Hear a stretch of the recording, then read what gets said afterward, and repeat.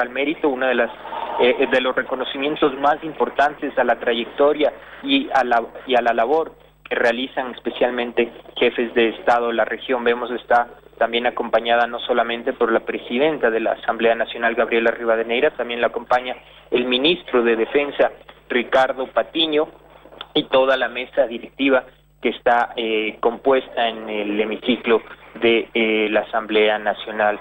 Palabras de recibimiento, también de bienvenida hacia la canciller venezolana, que se incorporó inmediatamente, inició esta condecoración, compañeros. Muchísimas gracias, Cristian. Estamos pendientes entonces tras este otorgamiento ya en la orden de Manuela Sáenz, la condecoración que ha recibido hace minutos nada más, hace instantes nada más, la expresidenta argentina Cristina Fernández. Y justamente también a lo que se refiere ese acuerdo de condecoración que mostraba en las pantallas, que nosotros también estamos compartiendo a través de Telesur. Hay que destacar también, Cristian, el hecho de que Cristina Fernández logró en los últimos años, junto a todo ese ciclo conocido como la década ganada, junto a Néstor Kirchner, su compañero de vida y su compañero de lucha, esas conquistas sociales que han permitido a los argentinos poder mejorar su calidad de vida. Sin embargo, en los últimos tiempos, tras haber asumido el gobierno Mauricio Macri, estas conquistas sociales se han visto prácticamente destruidas, destrozadas, con esa cantidad masiva de despedidos y esas políticas neoliberales que están llevando prácticamente a la ruina a todos los argentinos, no solamente en materia económica, sino también social. Hoy, el reconocimiento que se realiza allí al interior de esta Asamblea Nacional en el Ecuador, lo han destacado también las propias autoridades, es el hecho de ratificar esas conquistas que se han alcanzado y esas políticas sociales que han servido como referente en la implementación también de esas iniciativas legislativas que hoy forman parte de ese estatuto de normas que cuenta el Ecuador y otras naciones suramericanas. Y seguimos de cerca el escenario allí en la Asamblea Nacional. Revisamos en contraste también información sobre lo que se genera en paralelo en esa ELAP 2016, un tercer encuentro latinoamericano progresista, Cristian, que tiene una agenda también bastante importante, mesas de trabajo para abordar, específicamente 12 mesas de trabajo para abordar una encrucijada en América Latina, la lucha por la democratización mediática, el tema de la soberanía, el desarrollo, integración regional, pero sobre todo repensar los procesos progresistas de la región. Cristian, ¿cómo avanzan hasta este momento? Y para que también pues reiteres un poco ese trabajo que se hace desde la ELAP 2016 el día de hoy.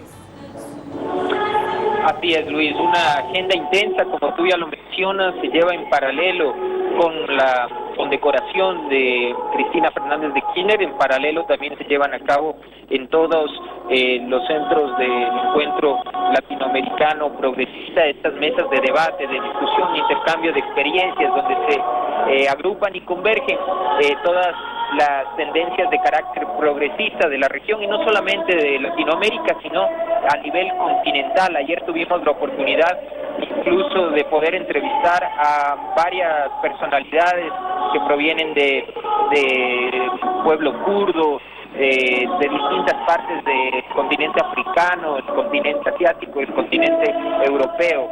Hoy la agenda arrancó desde muy temprano con una conferencia magistral denominada Centroamérica y el Caribe en la década ganada latinoamericana, que estuvo a cargo de José Ramón Balaguer. Él es el jefe del Departamento de Relaciones Internacionales del Partido Comunista de Cuba.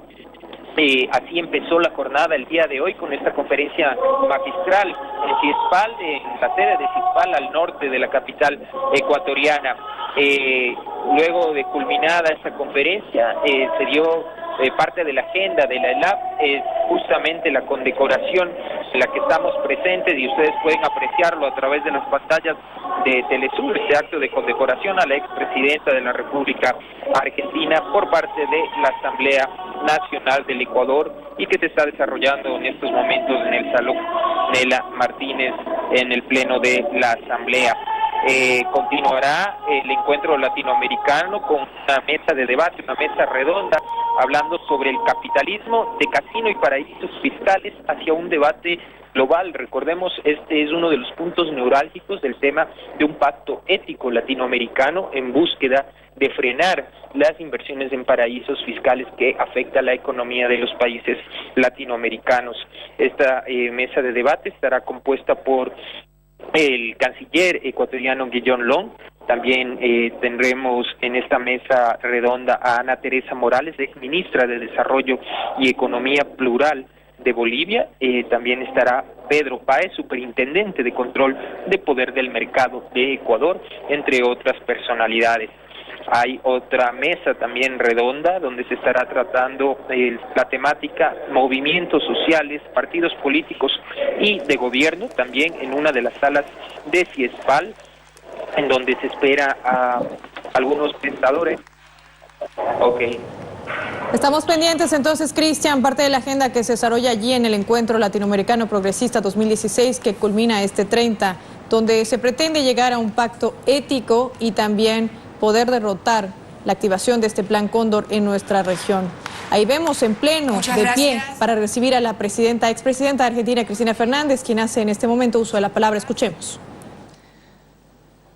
Señora Presidenta de la Asamblea Nacional del Ecuador, querida compañera Gabriela, a su vicepresidenta también, este es el año de las mujeres, me parece, ¿eh? Señor Ministro de Defensa, querido compañero Ricardo Patiño, que hemos compartido tantas UNASURes, tantos momentos, querida compañera canciller de la República Bolivariana de Venezuela, Delcy, muchas gracias por estar aquí acompañándonos.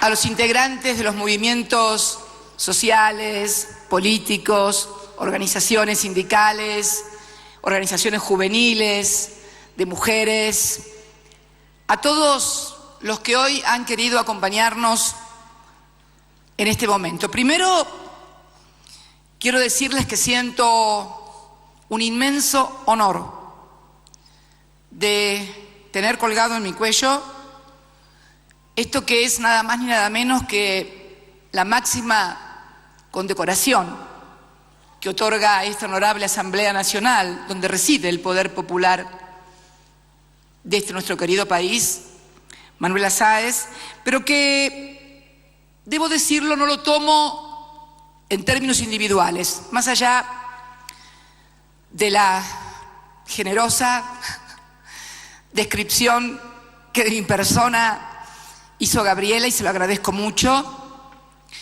No lo recibo en nombre propio, lo recibo en nombre de millones y millones de compatriotas, no solamente de mi país, sino de la patria grande,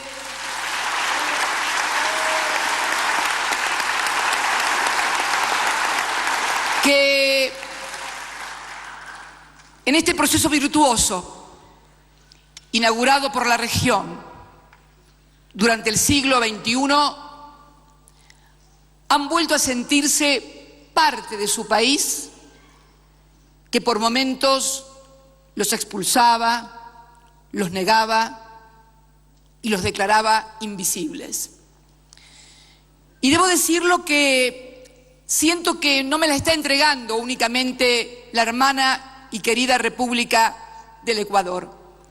Siento que es un reconocimiento para ese proceso histórico del siglo XXI de lo que yo llamo la patria grande. Esta es una condecoración que siento que la otorga la patria grande. Esa patria grande que Gabriela describió el impacto que tuvo en mi país, en la República Argentina, a partir de la asunción del presidente Kirchner en el año 2003. Siento que hoy aquí también están ellos, está Hugo y están todos los compañeros y compañeras que han protagonizado momentos históricos en la región. Digo, Gabriela describió lo que fueron estos 12 años y medio del siglo XXI, que comenzaron en el año 2003 y concluyeron en el año 2015, la verdad que yo pensaba hacer hincapié en algunas cosas, pero la descripción que hizo ella, salvo algunas correcciones que no puedo evitar, como sabés que tengo fama de maestra ciruela en mi patria y que corrijo siempre a todos. Llegamos, Gabriela, no a un 6,6% de desocupación, sino a un 5,9% en el último trimestre. Y no fue en el tercer trimestre. Y no fue solamente el 94% de la cobertura universal que logramos a partir de que logramos rescatar la administración de los recursos de los trabajadores, sino que llegamos a la cobertura universal más alta de toda América Latina del 97%, prácticamente cobertura universal.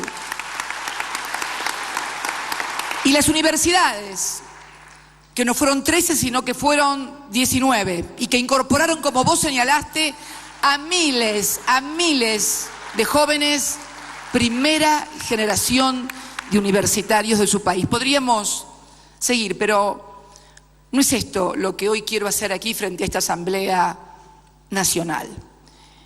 Planteaste, porque este proceso que se dio en Argentina, que se dio aquí en Ecuador a partir de la asunción de Rafael Correa, que se dio en el Estado plurinacional de Bolivia a partir de la asunción del compañero Evo Morales, en la República Bolivariana de Venezuela a partir de la asunción de Hugo Chávez, el comandante Chávez, que fue el primero en 1999, casi para inaugurar el siglo XXI, y que tiene características en todas partes sustancialmente diferentes con las regionalidades, con las relaciones de fuerzas, con la conformación social de cada país, y que tiene características especiales también. Y eso es lo que lo ha tornado posible, porque la heterogeneidad es lo que caracteriza a los procesos democráticos.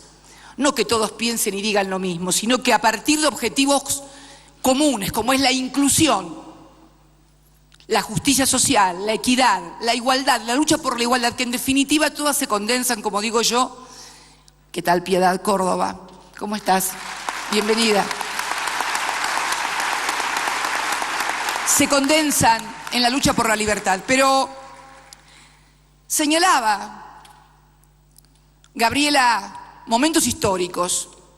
Yo realmente no sabía que Pinochet había sido condecorado por la República de Ecuador. Me acabo de enterar aquí, sentada. Me gustaría buscar las crónicas mediáticas de aquella época, porque deben haber estado los mismos periódicos, los mismos canales, las mismas radios. Hagamos un concurso a partir de hoy. Les propongo un concurso. Yo me voy a ir el sábado o el domingo, pero tú lo puedes organizar, Gabriela. Hagamos un concurso para que todos investiguen e intervengan y le cuenten a todos los ecuatorianos y a todos los hermanos de la Patria Grande qué dijeron esos medios de comunicación, esas dirigencias políticas, cuando Ecuador condecoró a un genocida como Augusto Pinochet.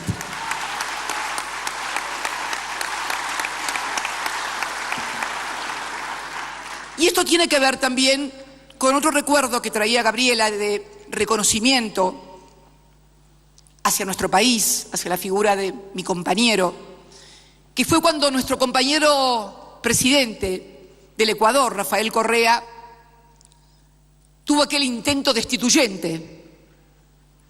Lo recuerdo muy bien. Yo estaba en Olivos y no podía hablar por teléfono y comunicarme con él. Finalmente logré comunicarme telefónicamente con él, porque era necesario que el presidente del país que tenía problemas, el UNASUR, fuera el que pidiera la convocatoria a la asamblea y a la reunión de la UNASUR. Y ahí fue cuando pude hablar con Rafael y decir: vamos a convocar a la UNASUR en la ciudad de Buenos Aires. Y así lo hicimos.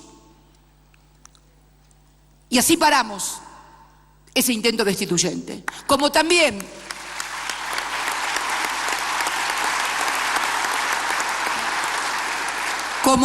lo hicimos con respecto al compañero Evo Morales, estaba Hugo, que me llamaba por teléfono, Hugo Chávez, y me decía: Cristina, lo quieren sacar a Evo. Esto quiero contarlo porque quiero que quede registrado en las crónicas históricas. Lo quieren sacar a Evo.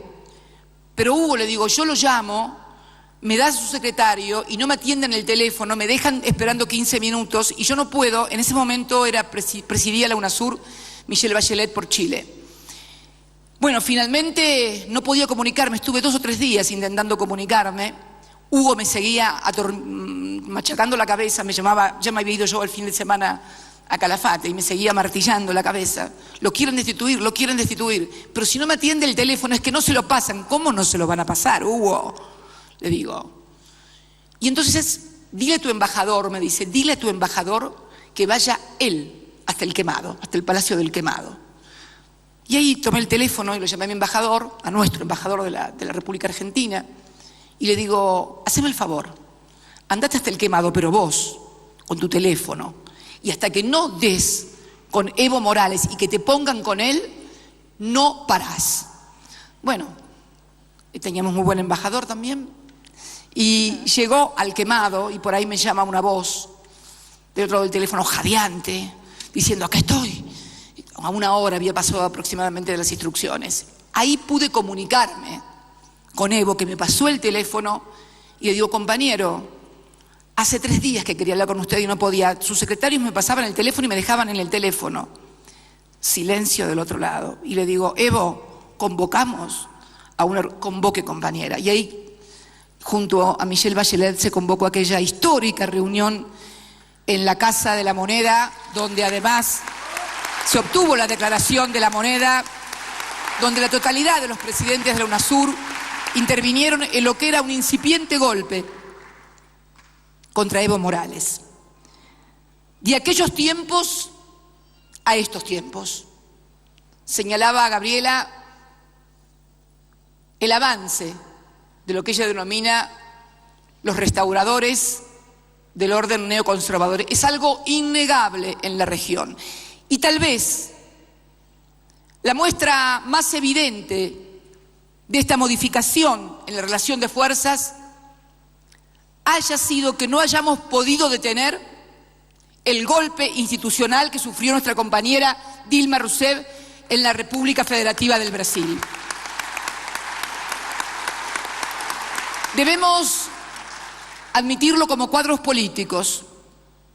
Tal vez en otro momento esto no hubiera sucedido porque la relación de fuerzas existente en el continente hubiera impedido que esto llegara a término.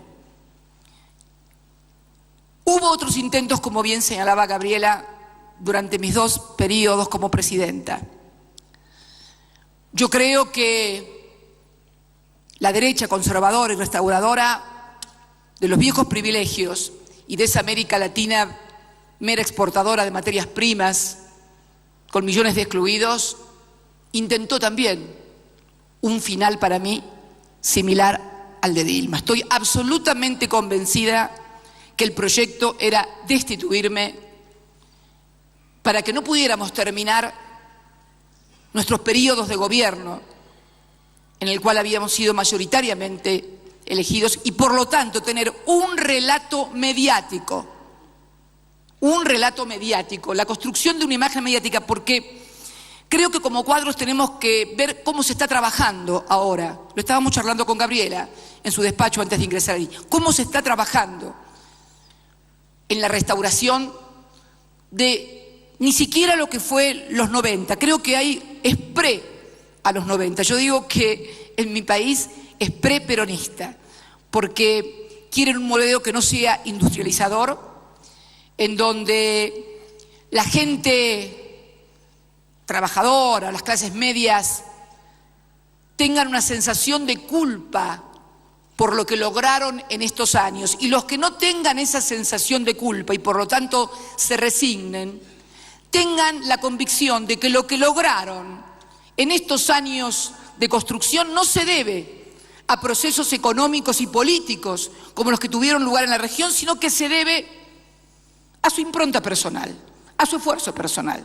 Entonces, si no logran hacerlos sentir culpables porque los educaron durante mucho tiempo, que el pobre tiene que morir pobre, que el hijo del obrero no tiene por qué ir a la universidad, entonces le crean la imagen y la fantasía de que todo lo que lograron, los avances, el trabajo, las paritarias libres durante 12 años y medio en la que en mi país los dirigentes sindicales y los trabajadores pactaban libremente salarios siempre por encima de la inflación, todo eso se pierda. Y entonces el esfuerzo de cada uno sea eso, un esfuerzo individual, que no dependa, es más, comienzan a crear un sentido común desde los medios hegemónicos de comunicación, que si nuestros gobiernos, que obviamente tienen una percepción diferente a cómo el Estado debe intervenir en la sociedad y en la economía, que al contrario, que si no logran más progresos de los que ya han logrado, es porque tenemos un Estado que es demasiado interventor en la economía, que no deja liberar a las fuerzas de la economía, las fuerzas productivas para que todo crezca. O sea, la creación del sentido común, la disputa del sentido común en una articulación entre los medios hegemónicos de comunicación y, como decía Gabriela, sectores judiciales que persiguen y judicializan a los líderes de la región. Lo vimos claramente y lo estamos viendo con lo que está pasando también en el Brasil. ¿Qué es entonces? Y también lo charlábamos con Gabriela y yo intercambiábamos experiencias y me decía cómo, y quiero referirme a un episodio de aquí de vuestro país, que el Fondo Monetario Internacional había venido y había dicho que había menos 4% de inflación. Esto en la Argentina les va a parecer gracioso. Menos 4% de inflación. Vino y dijeron que había menos 4% de inflación. Esto valió para que la oposición en Ecuador quiera instalar que hay una crisis económica, que es el peor año de los últimos 30 y no sé qué otras cosas más. Quieren crear la situación de crisis. Esto en nuestro país no lo pudieron hacer. Quieren instalar la construcción de crisis. Luego tuvieron que corregir y decir que era menos 2. Pero fíjense, de crecimiento económico, caída de la actividad, que había crisis. Entonces van construyendo la sensación de que hay una crisis, pese a que cuando muchas veces se interroga a la gente en términos individuales, ¿a usted cómo le va? A mí me va bien, te contestan. ¿Y el país qué le parece a usted? ¿Cómo va? No, el país no va bien. Logran disociar a nuestros compatriotas de su suerte personal, de cómo le va el país. Pero yo le pregunto a los ecuatorianos, a los brasileros, a los argentinos, a los chilenos, a los bolivianos y a cualquiera, ¿cuándo le va bien a la gente, a la mayoría, a las grandes mayorías nacionales y populares, cuando el país cae la economía o hay endeudamiento o le va mal al país? Si le va mal al país, le tiene que ir mal a la gente. Si te está yendo bien a vos, es porque al país también le está yendo bien, más allá de las dificultades que puede haber en todo proceso político-económico, más aún ahora, en momentos de la caída del precio de los commodities, donde hay un claro intento de los países desarrollados a volver a modificar los términos de intercambio económico que permitieron un crecimiento exponencial. Por eso nosotros hacíamos tanto hincapié en nuestro país en la industrialización, porque sabíamos que el tiempo del precio de los commodities era un plazo fijo, tenía certificado de defunción anunciado, son ciclos que no pueden durar mucho, por lo tanto durante esos ciclos hay que acumular, industrializar el país, agregar valor, generar mercado interno que consuma cuando tenemos crisis comercial externa, porque cae la demanda a nivel global y entonces cae la demanda y el precio de nuestros commodities. Necesitamos entonces un aparato productivo, industrializado, muy fuerte. Esto fue lo que hicimos y esto es lo que estábamos haciendo en la República Argentina hasta el 9 de diciembre del año 2015, fortaleciendo ese mercado interno. No había despidos, teníamos un régimen prácticamente de plena ocupación, paritarias libres, una política de subsidios en los servicios públicos que era estigmatizada y Muchas veces los propios beneficiarios criticaban la política de subsidios. No quiero ni contarles la que se armó cuando se decidió el tarifazo. Ahí se dieron cuenta que la política de subsidios era una política destinada a agregar valor indirecto a sus salarios, a estimular la demanda y a sostener la actividad industrial de las pequeñas y medianas empresas que si no, no pueden sobrevivir. Todos los grandes países también subsidian. Es curioso escuchar a nuestros industriales por allí quejarse contra China por los precios que tiene China. ¿Y qué se creen? ¿Que China no tiene una política de subsidios y de ayuda a todos sus empresarios y a todas sus empresas? Es lo mismo en todas partes. No hay nada nuevo escrito después de Adam Smith y Marx. Todo se dijo. Lo que hay sí son procesos virtuosos como los que hemos encarado nosotros, sin atenernos a reglas escritas, sin el dogma, con las contradicciones que tienen nuestras sociedades, pero también debemos saber que estas contradicciones, cuando no las resolvemos adecuadamente, terminan resolviéndose a favor de los que quieren volver a un país para pocos. Y esto también lo tienen que saber los empresarios. Ayer me fue a recibir el vicecanciller cuando llegué. Un gran cuadro político que te añora y quiere volver contigo, pero está bien con el ministro, igual con la canciller, no hay problemas, pero te añora, te ama, Ricardo.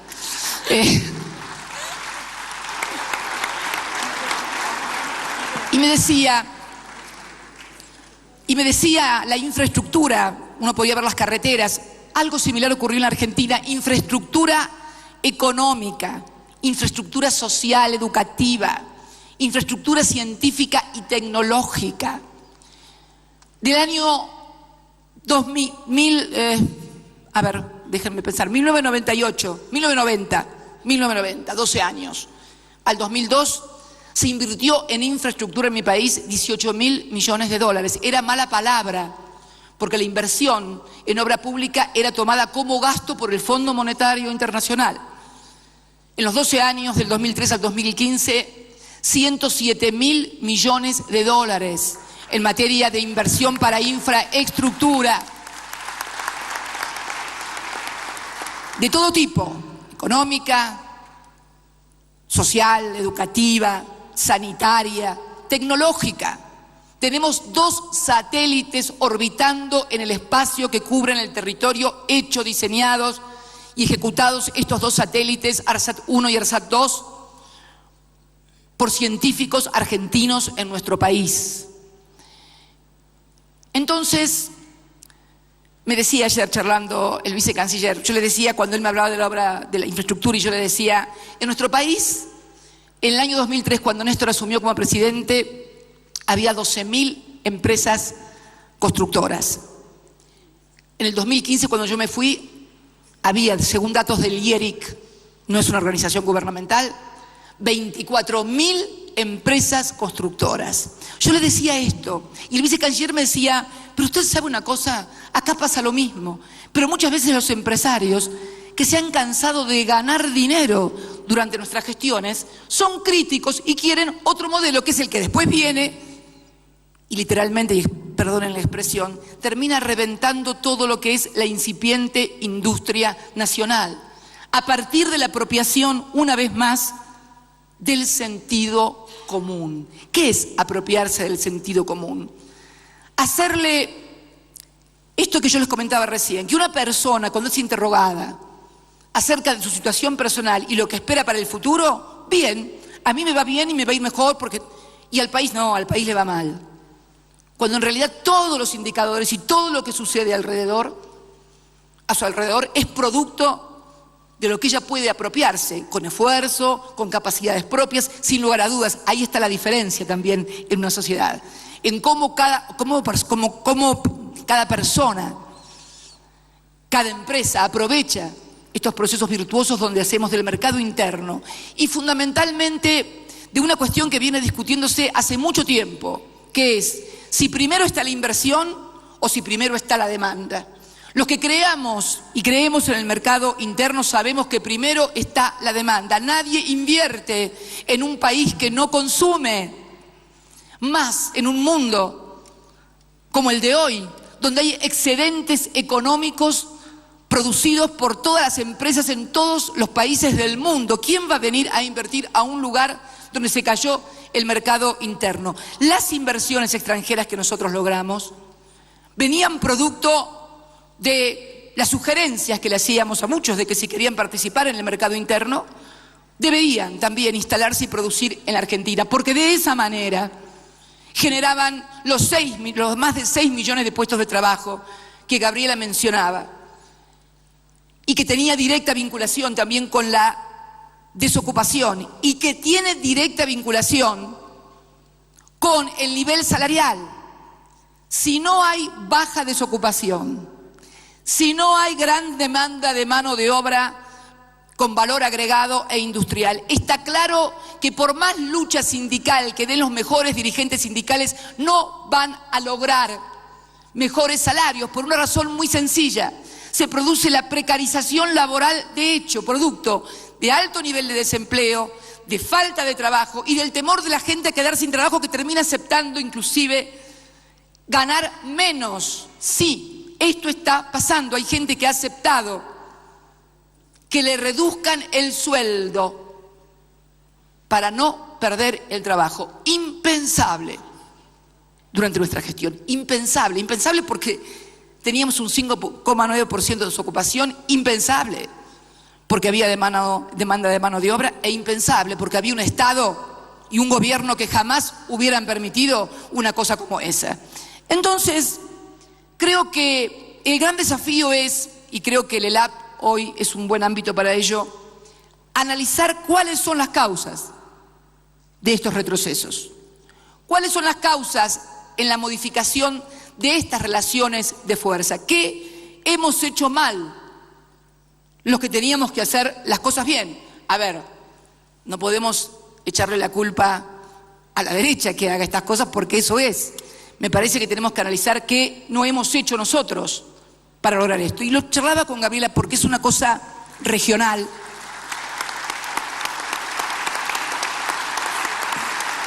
Y yo creo que vuelvo a reiterar, lo que pasó en Brasil con Dilma 4 años atrás no hubiera sucedido. No hubiera sucedido. La relación de fuerzas lo hubiera impedido. Se modificó la relación de fuerzas en la región, claramente. Claramente. Charlando con Gabriela en su oficina le decía, ¿sabés lo que pasa? Y me comentaba una anécdota que también se las voy a contar porque creo que refleja lo que quiero decir cuando hablo de creación de sentido común. Me acuerdo cuando Rafael, lo charlábamos, lanzó la creación del impuesto a la herencia y la plusvalía, que recibió un ataque feroz de los medios que además crearon sentido común y yo le dije, sin saber lo que había pasado, digo, seguro que crearon sentido común negativo y adverso en los sectores más humildes de la población, diciendo que ese impuesto a la herencia le iba a quitar la casa, la única casa que tenía tal vez una persona para dejarle a sus hijos. Y no hubo forma de hacerle ver que tal vez la creación de ese impuesto era dirigido a los que mayor patrimonio hereditario tenían y era en beneficio de los más humildes. Pero esto es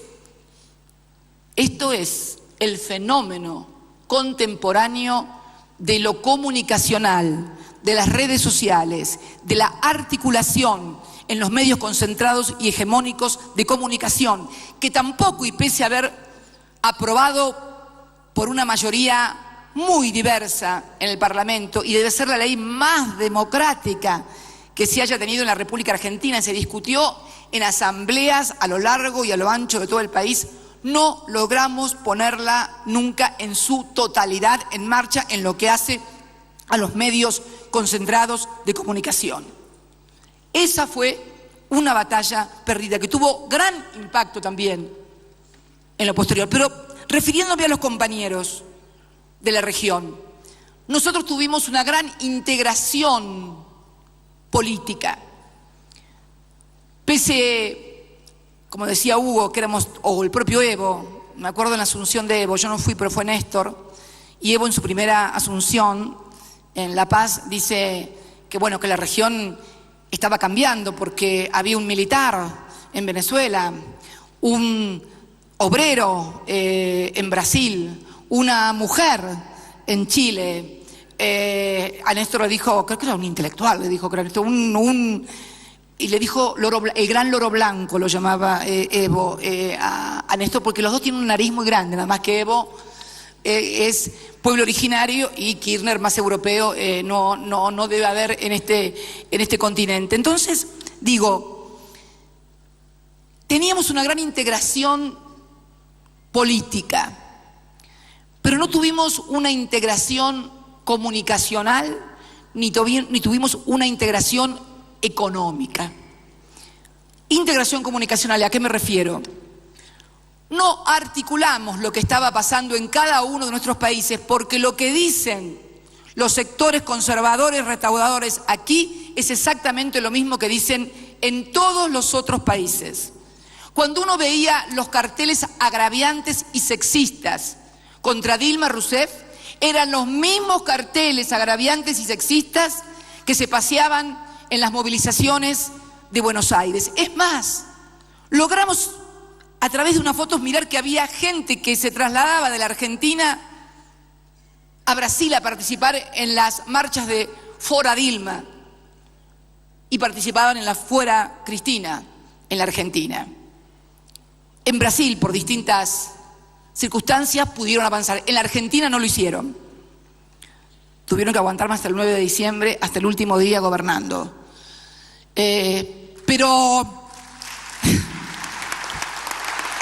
Pero a partir de eso y de que no pudieron construir lo que construyeron en Brasil, se dedicaron a construir y articular desprestigio, descalificación, agravio entre medios de comunicación, entre un sector del Poder Judicial, y como no pudieron plantear una crisis, en enero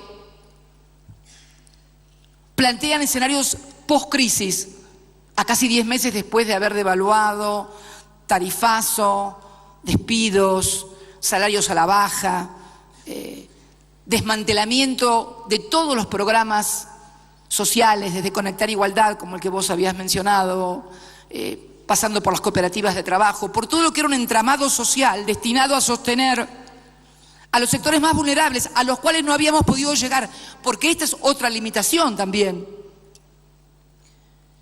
El proceso de industrialización, para que finalmente termine incorporando a toda la población, necesita no 12 años, necesita décadas y décadas. ¿Por qué? Porque durante los periodos más grandes, más largos, la gente no tenía trabajo, no podía estudiar, no se capacitaba, no se invertía en el país, con lo cual es necesario que estos procesos virtuosos tengan duración en el tiempo, no en los dirigentes, pero sí en las políticas, que estas políticas puedan ser consecuentes en el tiempo. ¿Por qué? Porque los jóvenes que se incorporaron como obreros durante mi gestión y que seguramente recién ahora están conociendo el problema de discutir el salario, de que el salario no les alcanza, de que no llegan a fin de mes y de otras cosas, no conocían lo de antes porque no vivieron en la Argentina de la desocupación, vivieron en la Argentina del pleno empleo.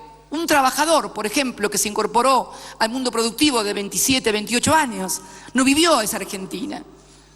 Los jóvenes cuyos padres ahora porque tienen trabajo pueden ir a la universidad, no vivió la época en que los profesionales en mi país terminaban manejando un taxi porque no tenían profesión como arquitectos, como médicos, o se terminaban yendo del país como muchísimos científicos. Entonces, todos esos procesos necesitan para llegar a toda la población mucho tiempo. La industrialización tiene que tener... ¿Ustedes qué se creen? ¿Que cómo fue, por ejemplo, o cómo es en China, donde todos los años van incorporando entre 30 o 40 millones de personas? Una Argentina, en un país de 1.400, y todavía tienen una porción considerable de su población, nada menos que la República Popular de China, hoy el líder, el gigante económico del mundo, todavía tiene amplios segmentos de la población que no han podido sacar o retirar todavía de las zonas rurales porque tienen planificación a muy largo tiempo. Y esto es lo que necesitaba nuestra América del Sur. mayor integración económica también.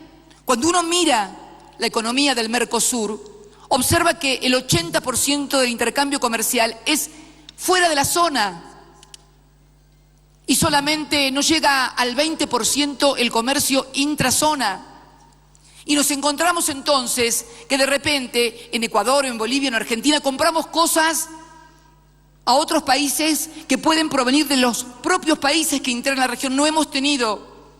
¿Pero por qué? Porque también muchas veces hay líneas de crédito que solamente son canalizadas hacia determinados países que obviamente colocan sus productos a partir de una línea de financiamiento crediticio. No hemos podido construir el Banco del Sur, que era la gran apuesta que la región tenía para lograr esta permanencia de las políticas. Nos faltó también la comunicación de saber cómo se articulan, porque, a ver, tampoco le adjudiquemos a los sectores neoconservadores locales tantas ideas. No, de ningún modo. Están armados, articulados, tienen un cassette que viene de otra parte. Simplemente los articulan desde alguna embajada o de algún sector para que funcionen armónicamente en toda la región y tengan el mismo discurso en toda la región. Entonces, lo que Rafael Correa denomina el Plan Cóndor o el Plan Restaurador, que me gusta mucho como lo ha denominado, yo lo denomino el plan de siempre, el que tuvieron en los 200 años de historia y que, salvo determinados periodos siempre mucho más breves que los otros, logramos quebrar.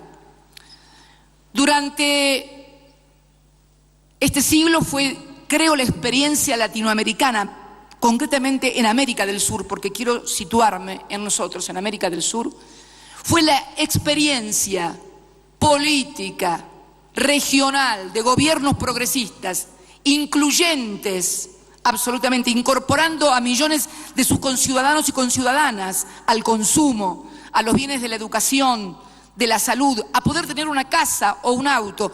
Nunca hubo un periodo tan largo y además donde el mismo fenómeno se producía también en los otros países.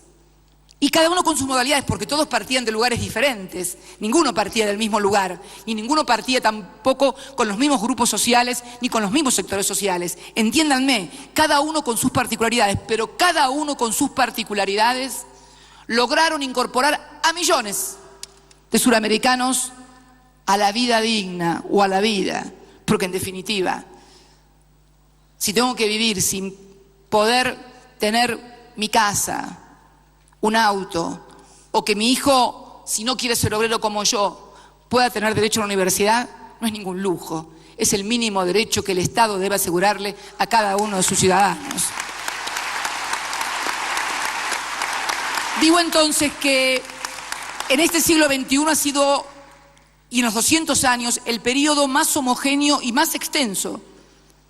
No sucedió lo mismo en el siglo XX. En el siglo XX, en mi país, salvo el breve interregno de Hipólito Yrigoyen, que fue otra cosa, fue la incorporación del voto, del sufragio universal y obligatorio, gran conquista. Nunca permitan que el voto sea optativo. El voto debe ser obligatorio porque es en defensa de la patria, de la nación y del pueblo. Esa gran conquista de los revolucionarios radicales, de arrancarle a lo que ellos denominaban y llamaban el régimen, el voto, el sufragio universal y obligatorio y secreto también. Fue un breve interregno, muy breve, brevísimo. Digamos que en términos de incorporación económica y social, lo distintivo, sin lugar a dudas, en el siglo XX, en nuestro país, lo protagonizaron Perón y Eva Perón desde 1945, tal vez un poco antes, el 43, hasta el golpe del 55. Vemos entonces que han sido muy breves los periodos en los cuales ha habido un auge, y además en ese momento tampoco había otros países, no pasaba lo mismo en otros países. Tal vez fue el Brasil de João Goulart, el Chile de Ibáñez, pero no había esa integración que logramos nosotros, pero que nos faltó. Nos faltó en lo político, nos faltó en lo comunicacional. Y cuando hablo comunicacional no me refiero, por favor, a los focus groups o a esas o encuestas o un coaching para ver cómo tengo que hablar o qué tengo que decir. Por Dios, los cuadros políticos no necesitamos de coaching, ni de focus group, ni de esas cosas. Porque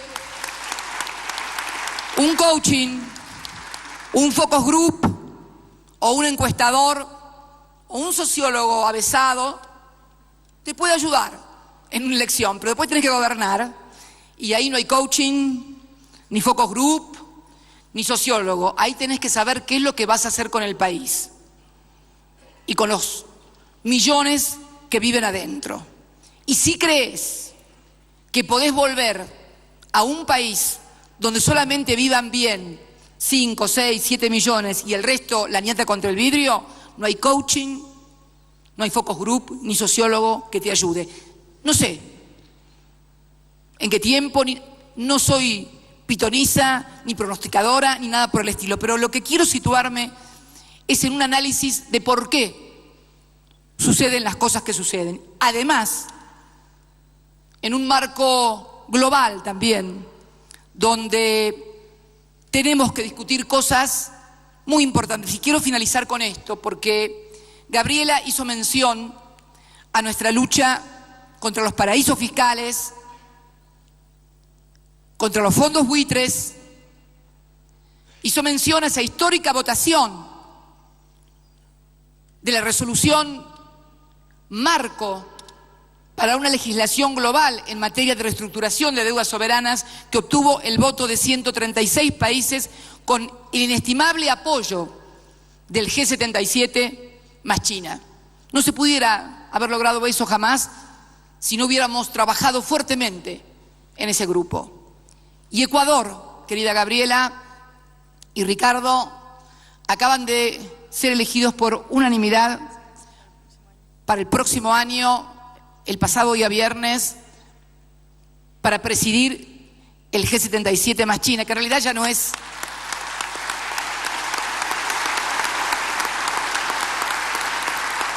Quiero entonces, frente a esta Asamblea Nacional del Ecuador, pasarle la posta a Ecuador en la defensa de la reestructuración de deudas soberanas y en la lucha contra los fondos buitres y los paraísos fiscales.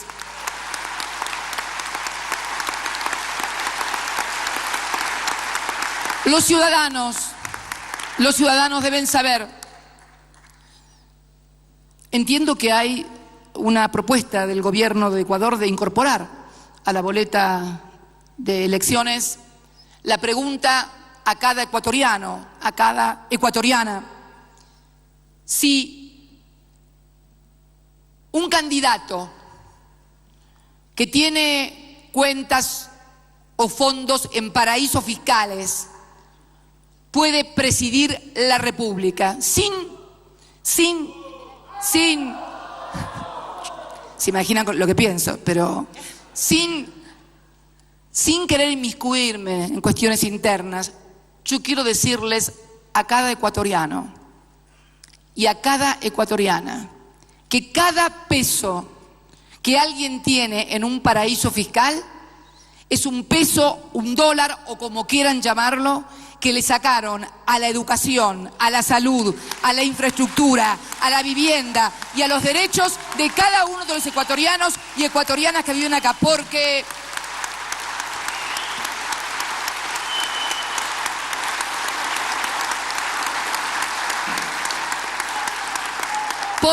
y esto no lo digo yo, lo dicen importantes académicos especialistas en materia de sociedades y de derecho comercial de mi país. Los paraísos fiscales han sido creados para delinquir. El que tiene fondos en un paraíso fiscal es porque no paga impuestos de mínima. Como mínima, no hay posibilidades de legalidad y legitimidad en paraísos fiscales.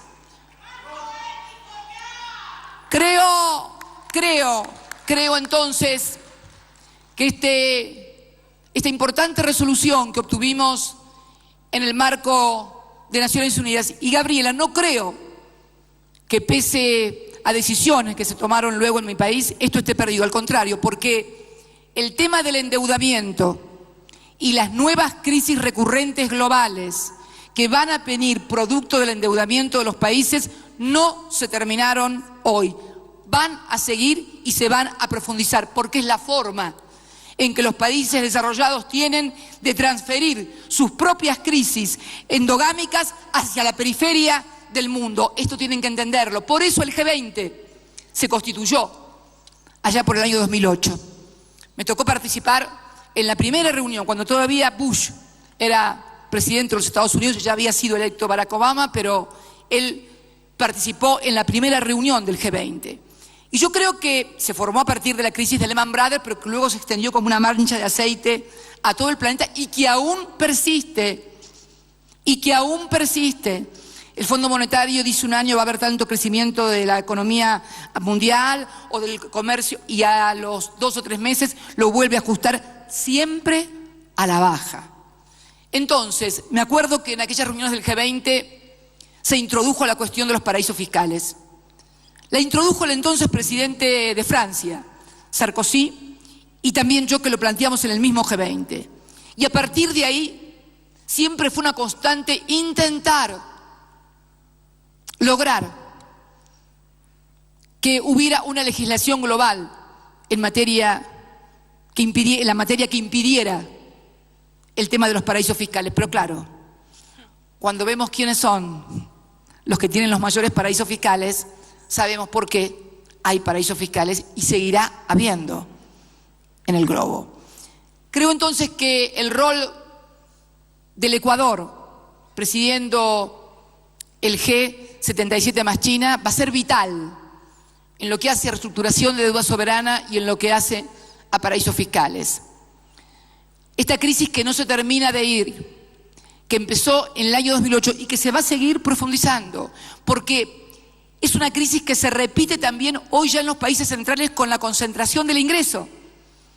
En Estados Unidos, el 1% de la sociedad agrupa prácticamente el 45% del PBI o el 50% del PBI norteamericano. El sueño de la clase media, el American Dreams, que era la clase media que crecía y progresaba, también se está haciendo añicos junto con otros sueños también de superación de los conflictos raciales en el país más poderoso de la Tierra. Estamos en tiempos de inflexión, de cambio y de crisis. Hay que darle una adecuada lectura, saber que esto no se resuelve solamente en periodos electorales, como nunca se ha resuelto en periodos electorales, sino que se resuelve en periodos históricos. Y entonces se convierte en una obligación para cada uno de nosotros, para cada uno de los que pensamos que la igualdad es algo por lo cual vale la pena luchar, para los que pensamos que la soberanía de un país no es una cuestión de patrioterismo, sino que hace a la dignidad de cada uno de los hombres y mujeres que habitamos en nuestras naciones, que queremos que sean soberanas. Por eso también nuestro reclamo de Malvinas, que no es un reclamo argentino, se ha convertido, a Dios gracias, en un reclamo y en una necesidad y una demanda regional y global, porque hay que decirle no al colonialismo, cualquiera sea su signo, aún un colonialismo militar y territorial, casi de modé en los tiempos que corren, pero de gran importancia estratégica porque militariza nuestro Atlántico Sur. Darle también las gracias a la Asamblea Nacional del Ecuador y al pueblo del Ecuador por la solidaridad permanente en esta causa que, reitero, es también causa de los ecuatorianos. Entonces, querida Gabriela,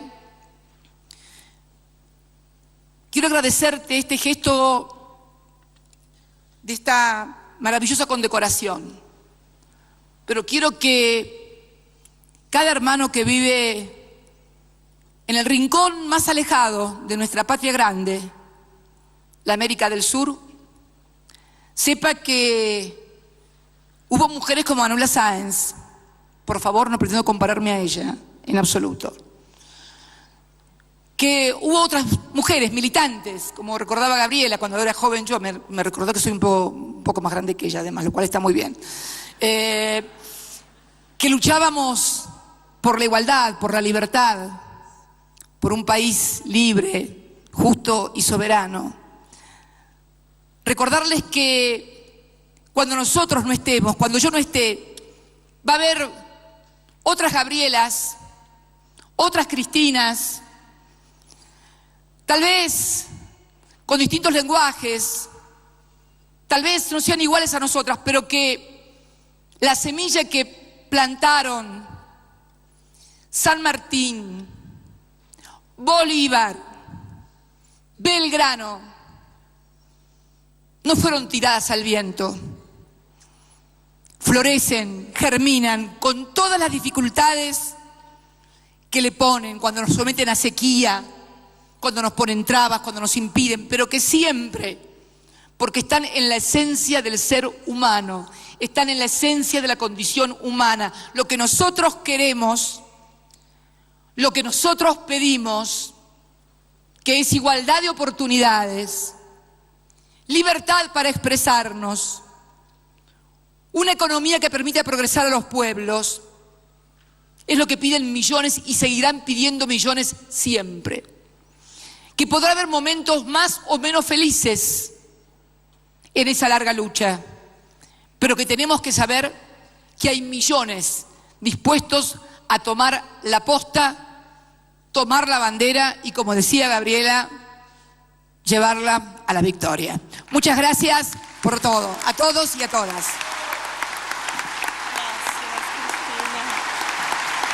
Cristina Fernández, tras haber recibido esa condecoración en el grado de Manuela Sáenz por la Asamblea Nacional del